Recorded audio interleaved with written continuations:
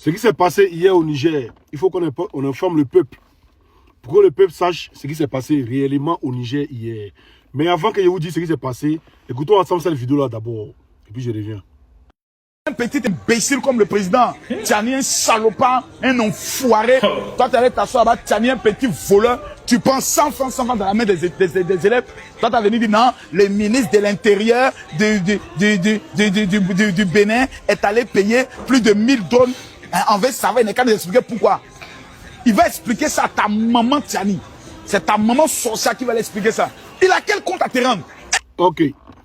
Déjà, le président du Niger, Abdourahmane Tiani, demande qu'au Bénin, là, ils ont acheté au moins 1000 drones. Pourquoi le Bénin a acheté ces drones? Et on envoie quand même Makosso pour sortir, pour venir insulter le président du Niger. Vous allez comprendre où ils vont venir. Mais les attaques qui ont eu lieu hier, c'est des attaques de drones, non? D'abord, avant qu'il y ait les attaques au Niger, qu'est-ce qu'on fait?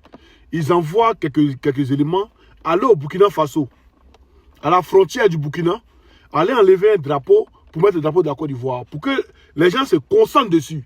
Et du moment où on reste concentré dessus, et ils attaquent par le Niger. Par exemple, ils ne peuvent plus attaquer au truc, au Mali. Au Mali, ils ont fait les trucs de carburant là. Le Mali les a enlevés dessus.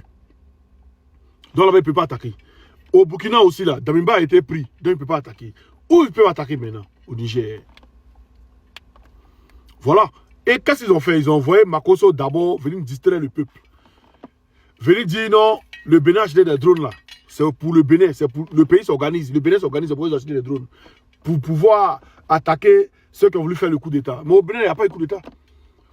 Au Bénin, ceux qui ont voulu faire le coup d'État là, ils ont fait un complot avec la DGSE. Avec même Patrice Talon.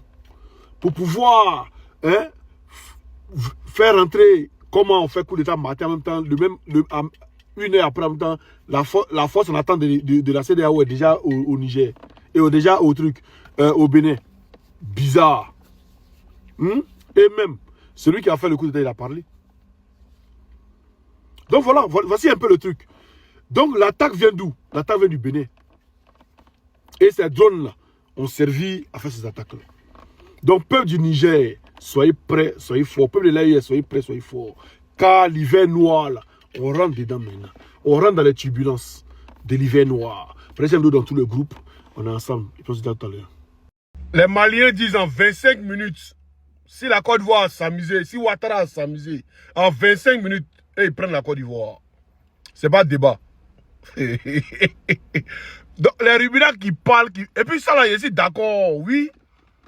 Parce que pendant la guerre, pendant la rébellion, c'est les Maliens, les Burkinabés, ils ont venu faire guerre pour vous. Même en 2011, c'est les Maliens, les Burkinabés, avec Ecomog, avec, comment on dit, l'ONU, avec la France. Sinon là,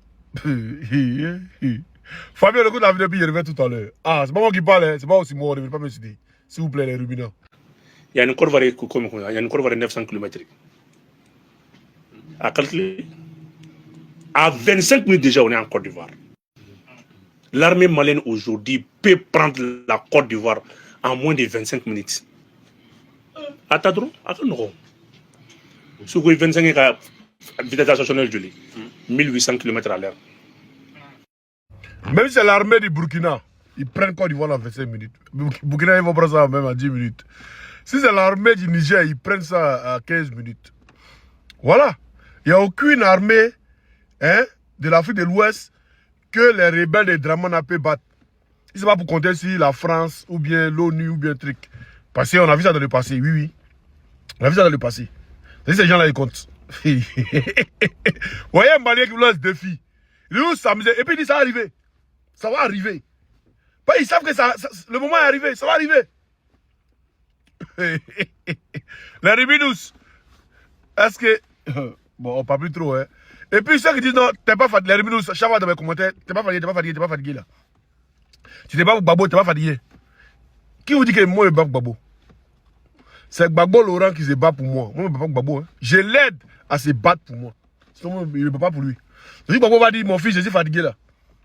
Il serait fatigué aussi. Tant que vieux là tient, il tient. Parce que c'est lui qui se bat pour moi. À son âge, il a refusé l'argent des Obama, l'argent des Sarkozy, là. Il dit, lui, il se bat pour ses enfants. Il se bat pour moi. C'est pas moi qui me bats pour Gbagbo. Hein. Donc, essayez de voir. C'est vous qui vous êtes battu pour Ouattara. Vous avez pris des armes pour mourir pour Ouattara. C'est ça la différence. On a 100 familles, pendant cette vidéo dans tous les groupes, ça je vous vois. Soyez sérieux. Militairement, est-ce que la Côte d'Ivoire peut battre qui?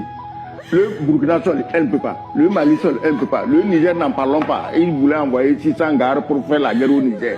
Donc, il compte sur quelqu'un.